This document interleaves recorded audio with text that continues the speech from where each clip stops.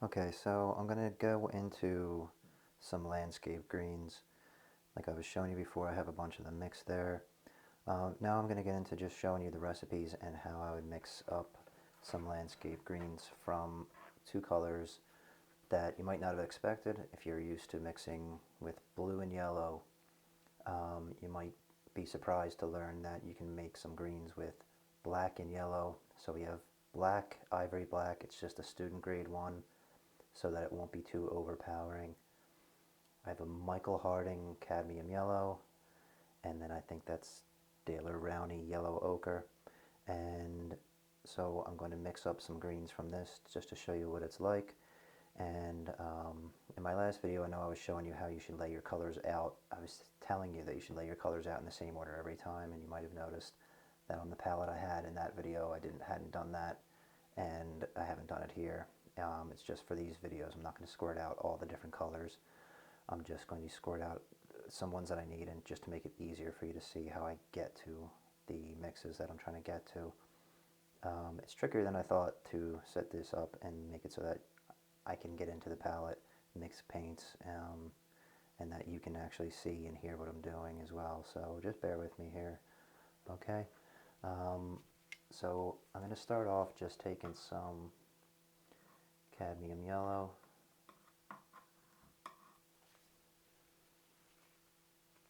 I'll wipe off my palette knife and take a bit of black.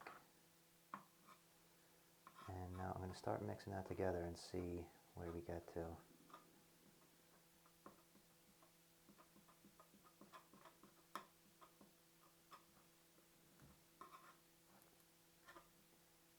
If you're used to really exciting, loud YouTube videos, this channel is probably not going to be for you.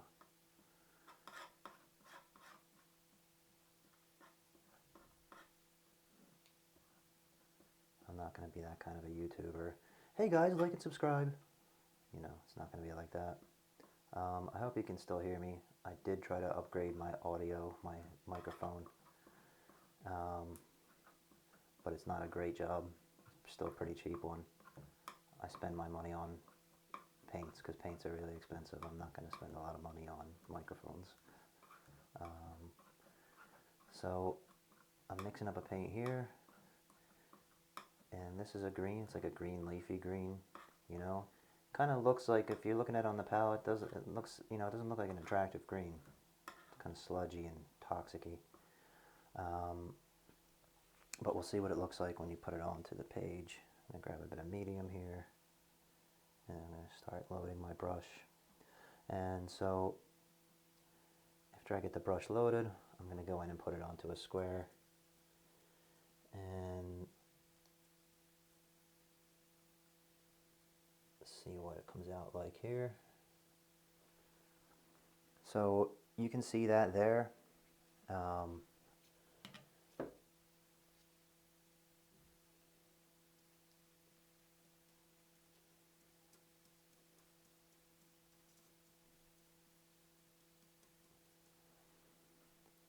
Okay, so we have a green there that's pretty bright. You wouldn't think you would get such a bright green using black as your blue. But if you bring in some more,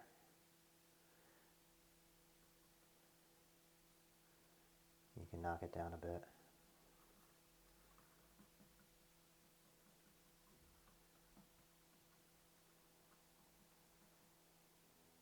Okay, I'm going to go down even further. And I'm going to be mixing this really quick, so I'm not going to get the range and the exact kind of things that I want. You know, when I mix greens for a landscape, I spend a lot of time getting it right before I start doing it on the canvas. I had a teacher once tell me that Picasso used to spend hours mixing his colors before he ever touched the canvas. I mean, I'm not sure which period that was from, because I know some of his work doesn't look like there was that much mixing involved, but that's what I was told. So now you can see that's much more of like a grassy green that you're likely to find. The first green was more like, you know, AstroTurf.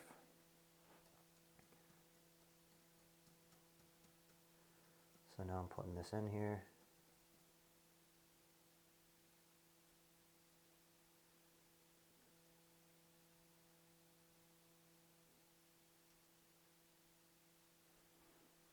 Okay, and so now you're getting greens that are very natural looking. Um, when you go to put these onto a canvas, you'll see that this will look a lot more natural than tube greens. And it might even look more natural than if you're using something like ultramarine blue and cadmium yellow. It depends on the lighting, it depends on the vegetation. I'll just show you here. I'm doing a painting and I've used some of those types of greens in there. Okay, that's just a start. And now I'm going to go in and I'm going to dull it down even more with the black and just see, like if you're looking at your tube greens, they're very blue and you might be thinking, well, I'm going to have to still reach for that at some stage. And one thing I'll mention as well, you might have some teachers which will tell you not to use black in your paintings at all. It's a very common thing that I've heard teachers telling students. And when you're painting landscape greens and you're mixing them this way, just ignore that because that's the actual recipe for these greens. The reason they're telling that to a lot of students is because they use black to shade things. So they're doing a still life and then they paint black into where the shadows are and completely kills everything. But that's not what we're doing here, okay? So if your teacher tells you not to use black and sees that you have black out in your palette when you're painting a landscape, you know, it's because you're doing it this way where you're making these landscape greens without having to use a blue. Now, I don't know if you can see that here. The way I've mixed that, it's a lighter green up at the top there than it is down at the bottom. So that's what I mean about you'll have to take time, you know, when you're mixing your greens, because if you were using this one, it's actually lighter than what I've mixed down there. But that's fine. I'm going to actually use this one, then I'm going to use the other one.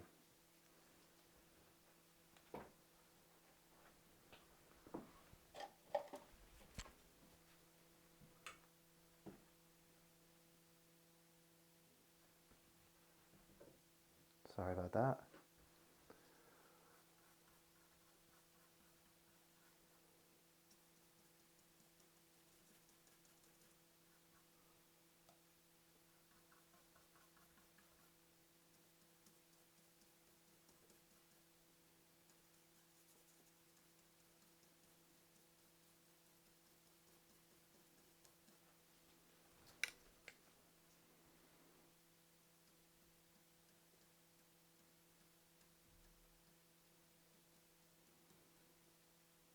And I've grabbed some of that lighter color up there, which has lightened it a bit.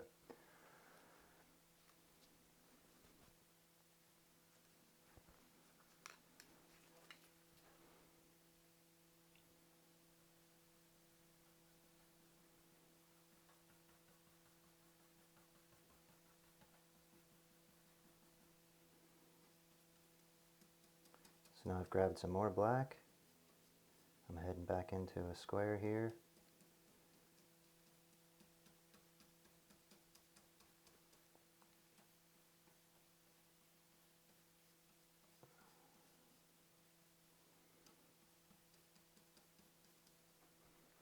And so then I'm able to make a dark green that you can use that's going to look really natural.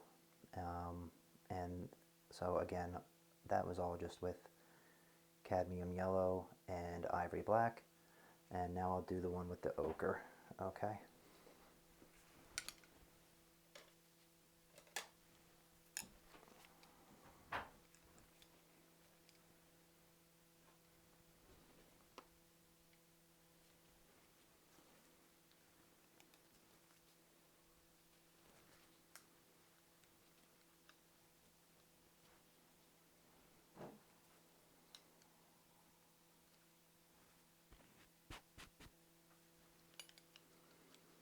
Sorry, I'm making a mess here behind the scenes, trying to Okay, I'm going to start off again. This is black as well, and this is ochre. Okay.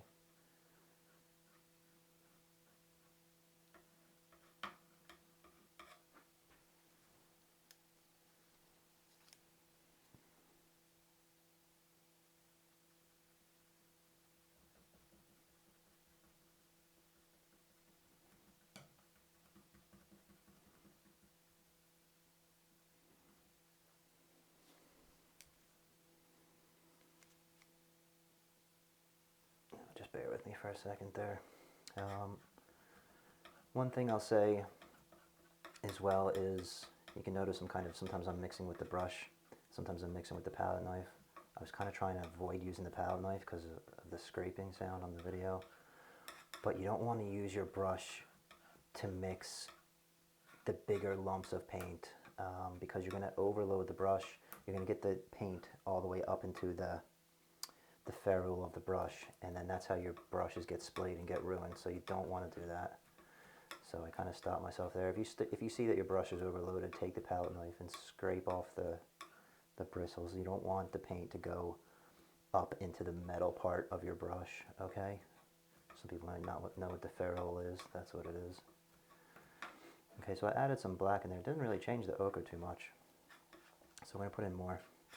And let's just start with a dirtier, greener one. We'll just really go for it. I'm getting annoyed at this palette knife now. This is one I picked up cheap from Amazon when I was ordering some other stuff, and I don't recommend getting palette knives from any place on Amazon. 3 or 4 of them snapped on me already. They don't have any flex to them, if you get me. They're not nice to work with, and a few of them snapped on me already.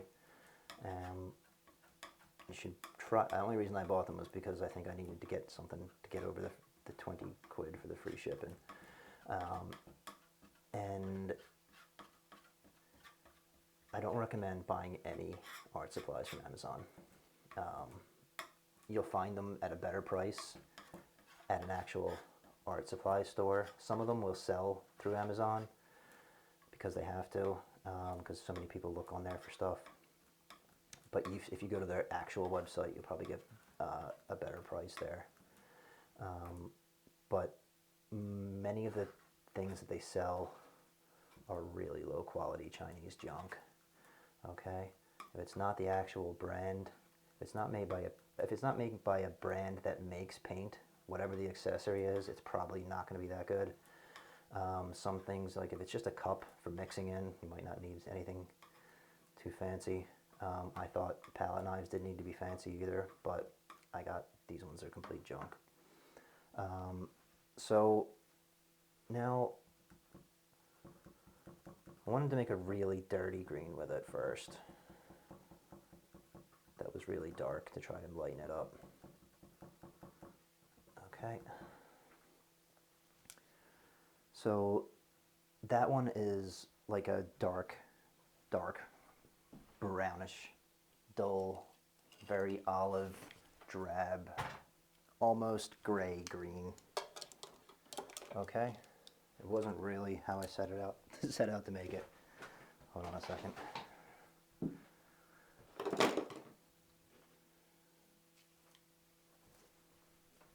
But we'll have a look at what this looks like first. Okay, I'm going to put this kind of adjacent to the other ones we just made and show you. And you might be thinking, that's not a great color, because your eye, brighter colors look more pleasing to your eye if you're not looking at them on the canvas in an art. Okay, so you're going to like brighter colors when you're just starting out. Once you start to learn how to paint landscapes, you're going to realize that the dirtier colors are better. Okay, I don't really know how else to explain it, but it'll just take some time. These colors, you might think that's the nicest one that he made, but this one is actually super useful. Okay, I'm going to try and get in closer here so you can actually see what these colors are like. So these ones, again, these were the cad yellow and black, and then this was yellow, ochre, and black. Okay, so you can get ranges that are pretty similar, but the cadmium yellow will make the more brighter leafy greens. Okay, this mix here is also a yellow ochre and black one. It's a bit lighter. I'm going to have to mix up something more for that to show you. I'm going to stop the video here and try to mix up some more. Okay.